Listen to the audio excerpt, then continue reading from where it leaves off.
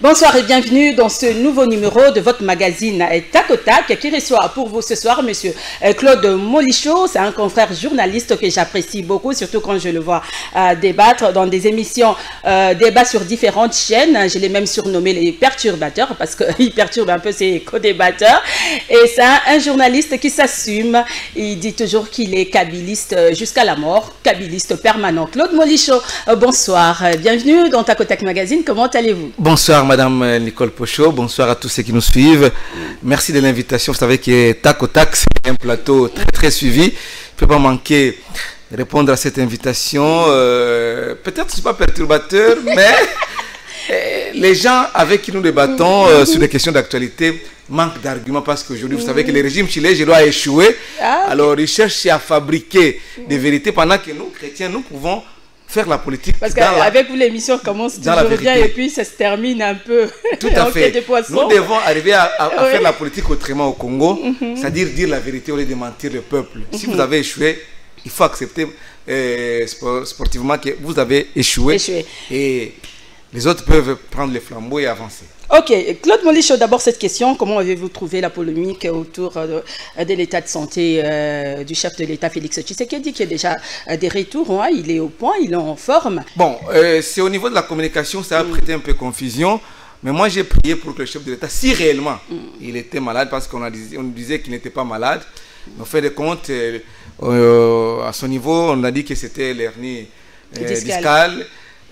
Nous prions que le chef de l'État soit en bonne forme, en bonne santé pour que nous puissions le voir arriver. Vous n'êtes pas parmi ceux qui se sont réunis? Non, je suis chrétien. C'est un débat d'idées. Voilà pourquoi à un certain moment, nous proposons ce qu'ils doivent faire, même s'ils ne le font pas, que le Dieu le prête vie, qu'il arrive à la fin de son mandat. Et je suis parmi ceux qui disent au chef de l'État de ne pas se présenter comme candidat président de la République aux élections de 2023, si réellement il y aura élection, parce qu'on a vu sa façon de gérer le pays. On a même essayé un peu de dresser le bilan à mi-parcours. En tout cas, les gens ne s'attendaient pas à cette façon de faire. Les Congolais sont très déçus. Au jour d'aujourd'hui, il y a des Congolais, plus de 80% des Congolais réclament ou exigent le retour de Joseph Kabila Kabange parce qu'ils ont y à comparer. On va y arriver quand nous parlerons. Voilà pourquoi nous disons qu'ils ne suivent pas les vautours là de l'UDPS qui disent que non, Fatibé, tout va bien. Mais il y a quand même les gens, les partis politiques qui deviennent sénateurs, le deuxième sénateur à vie. Et cette mobilisation des partis politiques, cette habitude-là d'aller accueillir le président de la République. Non, je n'ai pas bien apprécié cela. Non, c'est un voyage privé. Pour des raisons de santé. Il est allé, il a été soigné, il est rentré au pays. Pourquoi mobiliser toute une institution, l'Assemblée nationale, toute une autre institution, le Sénat, les membres du gouvernement, le Premier ministre? Non. Vous avez même les... Et quand il est parti, on n'a vu personne. On dit que c'était du Djalelo, tout ça. C'est ça qu'on a toujours décrié. On n'a vu personne le jour où il est parti. Et c'est au retour où on a dit que non, il faut mobiliser. C'est un gage de frais. Kabila aussi, c'était pareil. Mais le jour où le sénateur à vie, Joseph Kabila, est arrivé au Palais du Peuple, il y avait aussi Mabunda, tout le monde. Non, ça ce sont des circuits. Les gens voulaient prendre une pause avec lui. Kabila a connu 3 tonneaux ici. Ce n'est pas un secret. Il a connu un cas d'accident ici à Kingakati. Kabila s'est fait soigner ici à Kinshasa parce qu'il y a des techniciens à la matière. Et Kabila, quand il voyageait au retour, on ne mobilisait pas toute une institution, tous les députés, avec des bus transport. Il s'est soigné ici, il est allé en Afrique du Sud. Voilà, il faut minimiser les coûts, les pays ont besoin d'argent. En même temps, vous dites que non. Donc vous n'êtes pas d'accord sont revus à la hausse sur les marchés. Se faire soigner en Europe. Non, il y a, si ça nécessite réellement des soins appropriés en Europe, il peut le faire. Mais hernie discale, on soigne ici à l'hôpital de Mongafula, ça s'appelle comment l'hôpital Monkole, ça se soigne. Maman Olive a ouvert un centre de santé ici, même si peut-être il ne voudra pas se faire soigner à l'hôpital de Maman Olive Chips. Monkole, c'est une formation médicale de renom dans notre pays. Même en Galien, il y a des spécialistes en cette matière. Mais il y a ces problèmes aussi de réhabilitation de nos hôpitaux. On a confiance à ces médecins. Je ne peux pas l'empêcher d'aller se faire soigner en Europe. Mais le problème, c'est quoi? Quand il est de retour, on ne doit pas mobiliser toutes les institutions du pays pour aller accueillir les chefs d'État qui reviennent des soins de santé. Non! C'est ce que nous disons, c'est pas bon. On gaspille l'argent et l'énergie pendant que le pays a besoin du temps. Vous gaspillez du temps pour rien et les moyens. Il est parti et on n'a vu personne au bas de l'avion, mais à son retour, plein de gens. Pourquoi? Il n'est pas allé pour chercher les investisseurs. Même quand il va chercher les investisseurs, ça n'est pas important de mobiliser chaque fois des gens, députés nationaux qui ont des choses à faire. Aujourd'hui, vous changez de discours puisque vous êtes dans l'opposition. Non, ce n'est pas bon. Mais il a raison de choisir son médecin traitant. Il peut aller en Europe. Mais nous déplorons cette façon de faire de Mbosso et de Bahati Lukwebo qui n'aide pas les chefs de l'État à faire améliorer les conditions socio-économiques de la population. Aujourd'hui, les gens ne mangent plus, madame. On va y arriver, mais... La crise est profonde. Oui, la crise est profonde. Les prix des denrées alimentaires sont revus chaque fois à la hausse. Oui, tout à l'heure. Bahati, où est-il? Mbosso, où est-il? Pour dire au chef de l'État, qu'est-ce qu'on peut faire pour améliorer la situation? Il y a une question par rapport à ça, mais vous venez de dire que vous êtes chrétien. Comment avez-vous analysé cette prophétie du pasteur Roland Dallot qui fait les tours sur la toile? Bon. La première fois, Roland Dallot avait dit qu'on n'attendra pas l'émergence avec Félix. Je ne sais pas, c'est une prophétie. C'est Dieu qui lui a parlé. Un candidat va se retirer, va se retrouver dans une chaise roulante. C'est Dieu qui lui a parlé. En matière de spiritualité, on n'en discute pas. Parce qu'il y a des gens qui critiquent nos frères qui manguent. C'est pour dire que pourquoi on est dans ton église. Il y a des gens qui critiquent ceux qui prient au ministère chrétien de combat spirituel. Non, moi je suis parmi. En matière de spiritualité, c'est l'homme en communion parfaite avec son Dieu. Donc, il n'y a pas à discuter. Si Dieu a parlé à Roland Dallot, qui est pasteur, le chef de l'État, bon, c'est à lui. Moi, je ne sais pas si ça peut engager un débat. Parce que Dieu a parlé à Roland Dallot, il m'a parlé à Claude Molicho. Mais moi, je dois juger les chefs de l'État sur base des actions posées sur le terrain. Je dois juger le gouvernement de soi-disant warriors sur base des actions posées sur le terrain.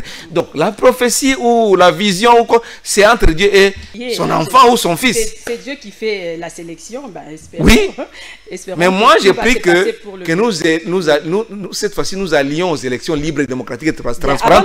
Que l'UDPS s'écarte de la gestion du pays, que d'autres personnes puissent prendre les rênes ou la gouvernance de ces grands pays. Parlons un peu de l'actualité. On va parler des élections parce que c'est aussi, ça fait partie de l'actualité. Oui. Expo Dubaï. La RDC est représentée par le ministre du Commerce extérieur Jean-Lucien Boussa. Il a vanté les opportunités économiques de la RDC devant les investisseurs émirates. Peut-on dire que la République démocratique du Congo commence à attirer les investisseurs?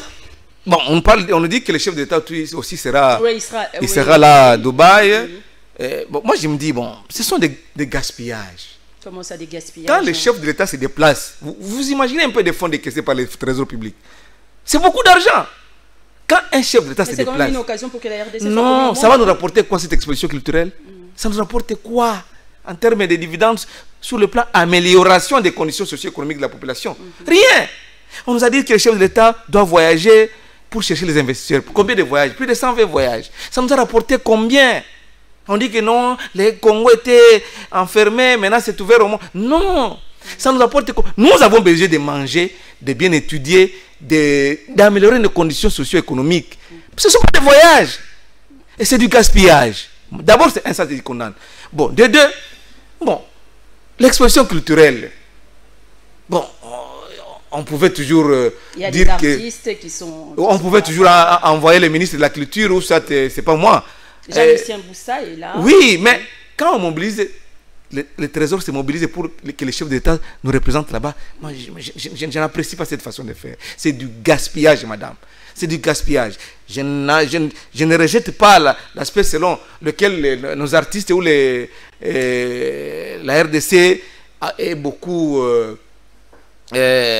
évolué, bien sûr, sur le plan artistique, bien sûr, mais en termes de dividendes, parce que nous devons voir toujours l'intérêt communautaire, l'intérêt général. Un Congolais qui est, par exemple, à Kimela Ngoundou, à Moupompa, qu'est-ce qu'il a à voir avec cette exposition? Il a besoin de quoi? De l'électricité, il a besoin des écoles, des routes, pour peut-être écouler ses produits. Ça peut aider aussi nos dirigeants aussi à changer. Vous voyez, Dubaï en 1980-1990, aujourd'hui c'est un autre Dubaï, hein?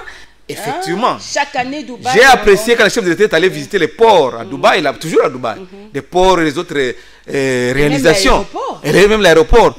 On peut dupliquer cette expérience chez nous ici. Mais aller pour dire que non, c'est une exposition culturelle et faire un discours. Non, qu'est-ce que le Congo gagne pour ça? Pendant que nous sommes en crise.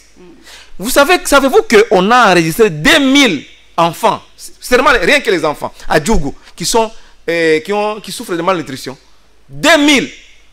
Et c'est seulement à Djougou, un territoire parmi les 145.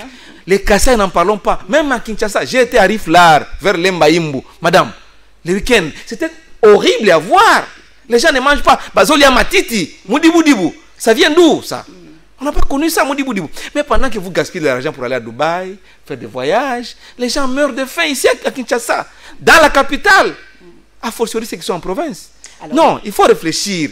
Voilà pourquoi j'ai dit, hein, on passe du temps à autre chose. Mais même quand ils se réunissent dans le conseil des ministres, même quand ils se réunissent en conseil des ministres, regardez un peu les questions qu'ils examinent. La communication du chef de l'État, il nous est revenu en bonne santé, il va faire ceci. Mais des questions qui touchent à la vie des Congolais. Du chef de l'État, un individu. Oui, il faut pas faire plaisir à un chef. Poser de vraies questions. Est-ce que le chef de l'État est content du fait qu'on fait les dialélos, les gens puissent aller l'accueillir en masse et gaspiller de l'argent du trésor, pendant qu'il y a de nombreux de Congolais qui l'ont élu, qui sont dans la souffrance de la misère. Non. Oui, parlons social, hein, puisque vous tenez tellement... Je tiens à cela. Parce que quand on est au pouvoir, on doit apporter des solutions aux questions posées par la population. Il y a hausse de prix, hein, des denrées alimentaires. Il y a pas de dessert toujours en eau potable, hein, et puis coupure intempestive d'électricité, pas de route, hein, opération zéro trou jusque-là. Il y a des ça n'avance pas. Surtout vers GB là-bas. Qui n'est l'ENDA et ça n'avance pas. Oui, hein, qui n'est zéro trou. Qui Bopeto. Tout ce problème. Alors qu'est-ce qu'il faut faire, vous en tant que journaliste, comment analysez-vous un peu cette situation? Le pouvoir en place a montré ses limites. Regardez un peu les discours tenus par... La population se plaint tous les jours. Puis il y a un sérieux et puis la tracasserie ou les tracasseries. À Kinshasa comme en province. Il y a plein de barrières entre la route Bandundu-Kinshasa. Plein de barrières. Comment les produits vont arriver à Kinshasa? Le pouvoir en place a montré ses limites en matière de gouvernance. Ce n'est pas lié hausse de prix, des ciments, tout ça, pénurie de carburant. Ce n'est pas lié avec cette guerre Ukraine-Russie. Hier, on nous a parlé de Covid. C'est à cause de la Covid. Pendant que la Covid, c'est universel. Oui, la Covid aussi. La Covid, c'était universel. Quelles sont les mesures? Parce que quand vous êtes à la commande de ces grands pays... Mais hausse de prix de carburant, c'est partout aussi. Hein? Madame, mais la hausse des prix, vous en parlez, la hausse des prix des denrées alimentaires, au Congo, je ne sais pas si... Alors qu'il y a une obligation d'afficher les prix.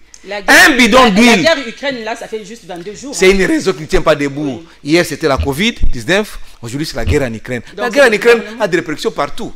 Mais en France, aujourd'hui, tu as suivi Macron. Vous avez suivi Macron. Qui montre maintenant des stratégies pour lutter contre la pénurie de blé et de gaz. Mais chez nous, qu'est-ce qu'on fait? Le ministre de l'économie est dans sa chambre. Le gouvernement, le premier ministre, soi-disant, est dans sa chambre. Il ne faut rien. Ils attendent que le chef de l'État se déplace. Et puis au conseil de vendredi, au conseil des ministres de vendredi, ils vont dire le chef de l'État est allé nous représenter à l'exposition culturelle de Dubaï. C'est ça. C'est comme ça que le pays est géré. Plus de 45 conseils des ministres. Mais... Rien de concret qui montre qu'ils ont les soucis, ou la volonté, ou la vision d'améliorer le vécu quotidien des Congolais. Rien. Regardez un peu les comptes rendus. Je suis en train de classer tous les comptes rendus possibles. 45 depuis qu'ils sont là, avec les gouvernements de soi-disant warriors, qui ne foutent absolument rien. Rien. Les prix augmentent. Oui. Il n'y a pas. La voirie se détériore. Les tracasseries policières, pour roulage, comme au véhicule. Il y a des grèves partout. Les professeurs d'université qui ont signé des protocoles d'accord avec le gouvernement non appliqués jusqu'aujourd'hui. Et dans les auditoires, les étudiants arrivent, mais il n'y a pas de prof. Oh, bose la kaka, nano simbite. Mais ekosima mokolonini. Mais entre-temps, vous voyagez toujours. Dubaï, Europe, partout. Mais les pays, quand est-ce que vous allez vous occuper du pays? Et j'apprends que les élections sont en train d'être reportées. J'apprends. Au niveau de l'Assemblée nationale et du Sénat, on ne dit rien. J'ai suivi le discours à la rentrée parlementaire du 15 mars dernier, du discours de Mbosso, président de l'Assemblée nationale, du discours de Bahati Lukwebo, président du Sénat. Ils disent que, tous les deux disent que cette fois-ci, nous allons nous occuper de l'amélioration du vécu quotidien des Congolais. C'est-à-dire que depuis tout ce temps, ils étaient en train de dormir dans leur chambre. Ils ne faisaient absolument rien. Pourquoi cette fois-ci seulement? Cette fois-ci, il y aura le contrôle parlementaire. Vous avez bloqué le contrôle parlementaire, pourquoi? Et même si on signait les ordres de mission pour aller faire le contrôle parlementaire dans différentes entreprises ou dans différents services de l'État, mais ces députés seront corrompus. Corruption partout, des détournements partout. Vous allez évoquer les dossiers à Linguete, Tony Mwaba, détournement encore deuxième round. Premier round, c'était 16 millions de surveillants du test d'études de fin d'études primaires. Aujourd'hui, nous sommes dans les justifications des fonds liés aux tournois interscolaires organisés par le gouvernement et la CAF. Mais nous sommes tombés trop bas dans ces pays. Chef de l'État, gouvernement, Premier ministre. Or qu'ils ont échoué. Qu'est-ce que vous proposez par rapport à l'économie? Le ministre il doit partir. Il doit partir. Jusqu'à on ne sait pas l'impiodi. On n'en parle pas. Les silences quand même. Mais l'État a gaspillé l'argent. Pourquoi au mois de décembre, il ne communique pas le ministre 6 millions de dollars pour aller pêcher l'impiodi en Namibie. Pendant qu'il y a un garçon qui s'appelle Akili. Madame, tac au tac est suivi. Votre émission est très suivie. Je reçois même des réactions à partir de l'Europe. Vous êtes très très bien suivi votre émission. Il y a un Congolais, un jeune garçon qui s'appelle Akili Ferouzi, qui est agent du ministère de Pêche. Vous savez, vous vous rappelez les jours où le chef d'État allait à Kinkole pour dire que les lois sont 600 Zalaba Congolais, il y a 600 Zalaba Congolais. C'est avec Akili qui a présenté ce projet au chef de l'État. Le chef de l'État était émerveillé d'écouter comment ces jeunes garçons étaient en train d'expliquer ce projet. Il a été formé en Chine en ce qui concerne la production des poissons sur base des étangs piscicoles.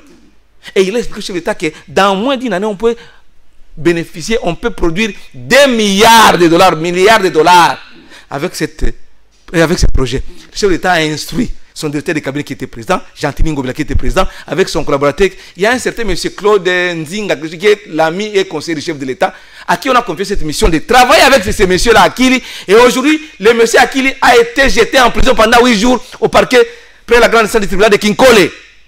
Parce que le ministre n'était pas content comment ce monsieur a traité avec la primature, il a traité avec le président, la présidente de la République. Et le ministre a financé le ministre de la Pêche et l'Élevage. 12 000 $ pour qu'on puisse arrêter ces garçons en compétition avec certains policiers qui sont dans Mabongo à Kinkole. Est-ce que le chef de l'État est au courant de ça? Pendant que c'est le chef de l'État qui a donné les instructions au directeur de cabinet et à Jean-Tini Ngobila qu'on puisse travailler avec ces garçons, Akili, qui a l'expertise dans la matière, afin qu'on puisse relancer l'Office national de la pêche. Mais comme le ministre a évité, dans le secteur a été, il n'a pas appris ça, les garçons étaient formés même en Chine, en cette matière. Financer pour Bakanga Akili, est-ce que c'est aider le gouvernement? C'est ça le peuple d'abord.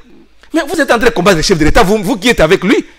Et que ce soit monsieur qui s'appelle Claude Nzinga qui est à la présidence, que ce soit le ministre de la Pêche, que ce soit le bourgmestre de Kinkole, que ce soit le Jean-Tini Ngobila, ce sont déjà à chasser du pouvoir. Si c'était moi le chef de l'État, le même jour. Parce que ça touche un grand nombre, ça rapporte au trésor public. Mais vous bloquez parce qu'il faut placer un cousin, une cousine, quelque part, par-ci, par-là. Voilà comment le pays est géré. Nous avons aussi un problème, comme vous venez de dire, la production nationale. Hein, la RDC dépend plus de l'extérieur. Et c'était une occasion pour qu'on puisse produire localement. Et le médecin en question maintenant est contacté par les expatriés, les étrangers, pour qu'ils puissent développer ce projet ailleurs. Mais qu'est-ce que vous c'est nous qui nous allons rater ce chapitre, comment économie sociale de Congolais, donc ça ne s'améliore toujours pas. Ça s'empile davantage. Oui. Je vous donne un exemple, madame. Vous êtes une femme, vous allez souvent au marché pour faire des achats. Un bidon d'huile végétale qui coûtait 11 000 francs congolais, 10 000 à 11 000 francs congolais, aujourd'hui ça revient à 26 000. La femme de ménage voit toujours son panier rentrer à moitié vide. Mais si vous avez une petite famille modeste, de 6 personnes par exemple, avec votre mari, faites un petit calcul. Vous vous levez le matin, à 6 h du matin, vous devez aller au service, les enfants doivent aller à l'école, vous avez 3 étudiants dans votre famille, et 3 élèves. Les élèves doivent aller à l'école, les étudiants doivent aller à l'auditoire. Et le papa doit aller au boulot. Vous devez aller travailler aussi. Vous dépensez combien en termes de carburant, en termes de transport, de moyens de transport par jour? Oui. Sans compter ce que vous devez manger au quotidien. Parce qu'on mange tous les jours. On ne mange plus à Kinshasa. La vie est trop chère. Alors, faites un petit calcul. Vous dépensez combien? Jusqu'à 22 h, de 6 h à 22 h. Combien avez-vous dépensé? Et en retour, vous avez gagné combien journalièrement? Vous allez vous rendre compte que vous dépensez beaucoup plus. Par jour, 30 000, 40 000 par jour. Rien que pour le transport et à manger. Trop de sorties, moins d'entrées. Moins d'entrées.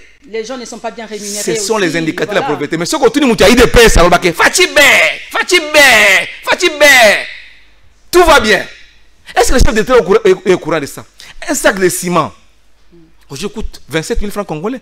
13 $, 12 $, 24, 27 000 francs congolais. Pendant que le sac de ciment revenait à 9 000. Dans des dépôts. Dans des camions, c'était 7,5, 8.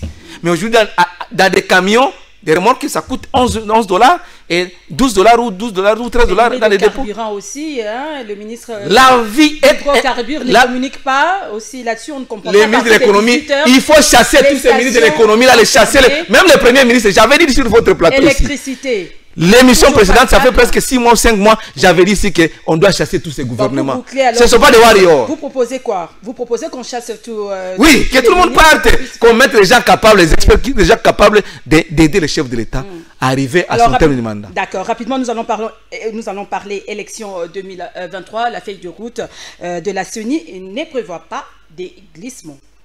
Cela vous rassure? Ça, c'est un discours. Même le chef de l'État lui-même dit que non, il y aura élection en 2023. Il y aura élection. Mbosso dit, Mbosso qui a déjà son candidat c'est Fassi Béton. Mais s'il faut analyser les processus, tout ce qui se passe, des réformes à réaliser, vous vous rendrez compte qu'il n'y aura pas élection en 2023. Si on est vraiment, on a un œil regardant sur les processus, on est en train de produire des discours sans fond, sans fondement.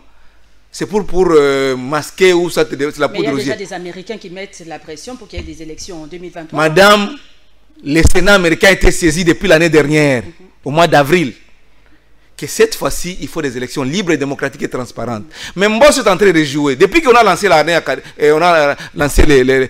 rentrée parlementaire, il n'y a jamais de plénière. Ça fait une semaine. Aujourd'hui, nous sommes mardi. C'est déjà une semaine, il n'y a pas de plénière. Mais Mbosso dit toujours, j'ai mon candidat. Et à gagner Kaka. Oui. Donc pour Abango, c'est tout déjà joué à l'avance. Non, ça ne se passe pas comme ça. Mais vous dites que le chef de l'État sera votre candidat. Mais il faut l'aider pour que son bilan soit positif. Mais qu'est-ce que vous faites? Et l'autre côté, et le gouvernement, rien. Au Parlement, je n'ai jamais vu un gouvernement médiocre comme celui-ci. Jamais. Même une législature au niveau de l'Assemblée et le Sénat. Où est-ce qu'on a... Est-ce que je me dis, ils font quoi? Bientôt, on va commencer le mois d'avril. Mais il y a quand même une pétition, Eliezer Tamboué, et une pétition contre le ministre. Eliezer Tamboué s'est bombé la poitrine pour dire que non, avec l'Union sacrée, tu as chassé Kabila, c'est Kabila qui bloquait hier. C'est lui Eliezer Tamboué. J'ai eu à débattre avec lui sur ce plateau. Il disait que c'est Kabila qui bloquait, les FCC qui bloquaient, mais aujourd'hui il dit qu'il va signer la motion. Non, qu'il reste là-bas où il est. Sauf qu'il y a une voix dans le Kunga, même dans Kassa, il passe à Outakuna. Même pas une voix là pour jouer. Ils sont en train de blaguer avec la population. La population souffre. Ils ont fait une tournée dans le Kassai. Il s'est rendu compte de la misère. Et puis, il y a la communication du chef de l'État. Êtes-vous pour ou contre la révision de la Constitution, les débats s'il faut arriver, parce que la Constitution même a prévu tout le mécanisme de révision. Mais s'il faut qu'on y arrive, il faut que toutes les forces en présence soient là. Et ça va faire l'IDPS. Les pays n'appartiennent pas à l'IDPS, madame. Ils sont au pouvoir un jour, pouvoir être aussi là. Et si la Kamanda et l'État, et si la Kabaninga, il y a un lycée qui avait chanté ça. Alors, et aussi là un jour, et ça, j'ai retour à Jésus-Christ, c'était. Bien, rapidement, Joseph Kabila sera-t-il candidat à la présidentielle de 2023? Si oui, si oui, est-il éligible selon la loi? Joseph Kabila est éligible jusqu'aujourd'hui. La Constitution mais il est sénateur à vie. Il y a 3 mandats consécutifs, successifs. C'est ce qui est interdit. Ce qui est interdit, c'est ça. Mais Kabila a fait ses 2 mandats, il est parti. Il est sénateur à vie aujourd'hui. C'est une qualité. Il peut renoncer à cette qualité de sénateur à vie et se présenter comme tout Congolais librement candidat président de la République en 2023. Mais nous voudrions que ces élections soient libres et démocratiques. Parce que d'abord, il y a 2 options qu'ils vont prendre. Je suis en train de voir Mbosso avec soit va reporter l'élection, soit va triquer l'élection. Parce que on ne peut rien attendre avec cette législature de bateau. Mais Kabila, après vous dites que non, il sera candidat. Il sera candidat. Après avoir quitté le pouvoir, Kabila a vu les Congolais déplorer comment son bilan de gestion, son retour annoncé. Aura quelle garantie pour regagner la confiance des Congolais? Même en Europe, on a eu les gens qui sont en Europe, ils ont eu à comparer les 3 ans de Félix Tshisekedi et les 3 premières années de Joseph Kabila Kabange. Les sons, parce que les 18 ans là dont on parlait, on s'assume. C'est 18 ans, même si Bemba a fait 1+4, les autres étaient là. Vous avez mal géré aussi le pays. Non! Je ne dis pas que Kabila a fait 100% parfaite. Non, la gestion était parfaite. Mais les sociales étaient toujours... Mais les Congolais se plaignaient toujours. Il n'y avait pas d'électricité, pas de dessert en eau potable. Il n'y avait rien. Il faut voir les degrés. Hein? Je vous donne un exemple. Kabila a laissé Zongo 2. Il a construit. Pas réhabilité. La reconstruction de Zongo 2. Le barrage hydroélectrique Zongo 2. Mais qu'est-ce qu'ils ont fait depuis 3 ans? Est-ce qu'ils ont... Mais les Congolais ne mangeaient toujours pas ça. Est-ce qu'ils ont transporté les courants vers Kinshasa? Ils ont distribué les courants vers des ménages? Non. Bah, quelle nation de moutons? Parce que Kabila a laissé mon palier sur des moutons. Projet c'est le mouton qui m'a motivé. Kinshasa est l'Enda qui m'a motivé. Kinshasa 0 qui m'a motivé. Kinshasa Bopeto qui m'a motivé. 145, projet 145 à partir de la base qui m'a motivé. Et là, comment ils vont créer de nouveaux riches? C'est pour dire que Kabila a fait un grand pas. Sur le plan armé, Kabila a construit cette armée, maman. Revenons en 1998, quand on a connu la guerre du RCD. Kabila n'avait pas d'armée à cette époque. Mais il y avait toujours insécurité dans l'Est. Hein. Aujourd'hui, toujours insécurité. Ces phénomènes Koulouna partout. C'est ce qu'on est en train de revivre maintenant. Il n'y a toujours pas de changement avec Kabila. A délogé les M23, les Mouteboussi, les Koundabatoires et autres. Les Itouriens sont traitus jusqu'à présent, depuis Kabila, plus de 20 ans maintenant. Non, il y a eu un calme. C'est lorsque le pouvoir de Chile est arrivé. On a dit non, FRPI, il faut faire la paix avec eux. On les a cantonnés quelque part pour attendre la démobilisation et la réinsertion. Mais, les gens qu'on a cantonnés quelque part attendant la démobilisation, on dit qu'on les lance là. Bon, quel est qui m'a motivé, armé. Quand vous êtes incapable de diriger les pays, laissez aux experts. Êtes-vous sûr que Kabila aura la chance d'être réélu en 2023? C'est qu'on peut dire à Kabila, c'est qu'on a déjà dit à Kabila. Lui-même, elle a reconnu d'ailleurs, il a dit qu'il n'a pas réussi à changer l'homme congolais. C'est-à-dire que ce sont les collaborateurs. Il n'a pas réussi parce qu'il a détruit. C'est lui qui a détruit l'homme congolais. C'est pourquoi il n'a pas réussi. Les collaborateurs. C'est ça. Fatch aussi a le même problème de collaborateurs. Mais comment choisissez-vous alors vos collaborateurs? Parce que tout... Kabila, candidat président de la République en 2023, nous allons battre Kabila. Kabila aura d'autres collaborateurs. Tous ces gens sont maintenant à l'union sacrée. Est-ce que je mens? Même les gens de l'UP sont déplorés. Les gens qui disaient Kabila Toton ils sont où maintenant aujourd'hui? Ils sont où? Bien rapidement, comment trouvez-vous le travail qu'a actuellement l'inspecteur général des finances, Gilles Alinguete, avec cette guéguerre entre lui et le ministre de l'FST, Tony Mwaba? Nous avons comme l'impression que Gilles Alinguete a reçu mission de traquer ceux qui ont travaillé avec, qui sont tout autour de Kabila. Ça, c'est le deuxième. Mwaba travaille avec Kabila? Non. Vous voyez, il a traqué tous ces gens, les Matata Pogno, Matata tout ça, parce qu'ils ont refusé d'adhérer à l'Union sacrée. Aujourd'hui, notre ami qui était ministre de l'EPST, que Tony Mwaba a remplacé, il est maintenant Bakonga. On l'a vu là à l'Assemblée nationale. Mais comment ça se fait, puisque le ministre de la Justice avait dit... Nouvellement recruté à l'Union sacrée. Ah bon? Ouais. Au moins, il a été pourchassé jusque dans sa chambre à coucher par un général avec des militaires. Donc, on pourchasse les gens maintenant pour adhérer à l'Union sacrée. C'est ce que vous voulez dire. Pourchasser. Ah bon? J'ai voulu. Et c'est pourquoi ces immunités aussi posent problème avec les présidents du Sénat. Où est-ce qu'on en est avec le premier round de Tony Mwaba? 16 millions. L'argent destiné au paiement des surveillants du test de fin d'études primaires. C'est toujours avec Gilles Alinguete qui a fait son rapport en bonne et due forme. Selon vous, Gilles Alinguete a dit un peu? Non, il a reçu. Il fait bien son travail. On a comme l'impression qu'il a reçu la mission de traquer ceux qui sont tout autour de Kabila. Parce qu'aujourd'hui... Et Mwaba est autour de Kabila? Tony Mwaba? Non. Je vous donne l'exemple. Le premier round, c'est soldé comment? Avec l'affaire de 16 millions destinée au paiement des surveillants du test de fin d'études primaires. C'est Augustin Kabouya, qui est le secrétaire général de l'UDPS, à Bengissi Bango, a dit, toi tu as nassé. Oh, et qu'on salue une personnalité à chef de l'État, bonsoir Naté, et comme ça la Sony. Augustin Kabouya a quelle qualité? A quelle fonction officielle dans ce pays? Rien. Mais à Bengi, Gilles Alinguete, inspecteur général des finances, chef de service. À Bengi, ministre dans un gouvernement responsable de Wario. Mais il permet quand même... Et pas naïe, pour bâtir nassé. Où est-ce que l'argent a été donné aux ayants droit? Non. Donc ça n'aboutit pas. Aujourd'hui, deuxième round, l'argent $400 000 américains destiné au tournoi interscolaire. Au niveau du ministère des Sports, on a justifié l'argent, pas de problème. Mais chez Tony Mwaba, au niveau de l'EPST, c'est l'argent des contribuables congolais. L'argent n'appartient ni à Linguete, ni à Tony Mwaba. Tony Mwaba a l'obligation constitutionnelle. Il est juriste, je ne sais pas s'il vient de quelle université. Il a l'obligation de justifier, de présenter les justifications. C'est l'argent de l'État. Mais à Linguete, il y a eu un acharnement. Quel acharnement? Surfacturé, on est allé vérifier au niveau du Transco parce qu'on a dit que non, c'est plus de 100 000 dollars américains. Il va foutre dans Transco pour qu'on ait des élèves dans la bis. Des élèves qui participent au tournoi interscolaire. Quel Transco va coûter 16 000 dollars. Transco a perçu en tout 16 000 dollars, si je ne me trompe pas. 16 000 dollars,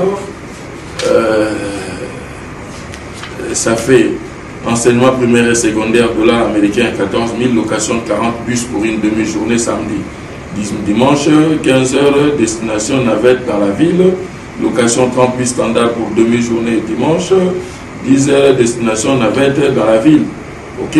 Donc toutes sont faites, le nombre de bus loués, c'est le montant que j'ai dit à l'IGF, c'est tout ce que je dis. Mais bon, on soit les kiwa. Donc selon vous, Jules Linguete permet quand même une bonne gestion des finances? Non. Jules Linguete, il est en train de couvrir les membres de l'UDPS. Lui-même, il est membre de l'UDPS. Ça, vous ne savez pas. Jules Linguete. Donc, il doit être détaché de la présidence. J'ai reçu un député qui. Les membres de l'UDPS sont à la présidence, non? Tous ces gens qu'on a nommés comme conseillers, non, l'inspection générale est attachée à la présidence. Donc, pour que Jules Linguete fasse bien son travail, il doit être. Jules Linguete ne fait pas correctement son travail comme il fait pas, il doit être indépendant, mais il ne le fait pas bien. Si vous êtes de l'UDPS, à couvrir les première round, il y a Tony Mwaba. Nous sommes arrivés à la fin de cette émission. Et nous, on ne cessera jamais de les rappeler que Mboko a l'UDPS, c'était Mboko a Congolais surtout. Nous avons l'obligation de dire la vérité aux populations. Pour que les choses changent. Bien, voilà. Nos léopards vont jouer ce vendredi. Un petit mot. Un petit mot. Les léopards vont jouer ce vendredi. Un petit mot, Madame Pocho. Nous voulons les résultats sans pourtant préparer la réussite ou le succès. La réussite se prépare. Même quand vous voulez passer en première session, vous êtes étudiant, vous devez préparer depuis le début. Donc, si vous êtes élève, vous voulez passer avec 70%, première période, vous devez bien travailler en première période, deuxième période, premier semestre, et ainsi de suite. Vous voulez avoir les résultats.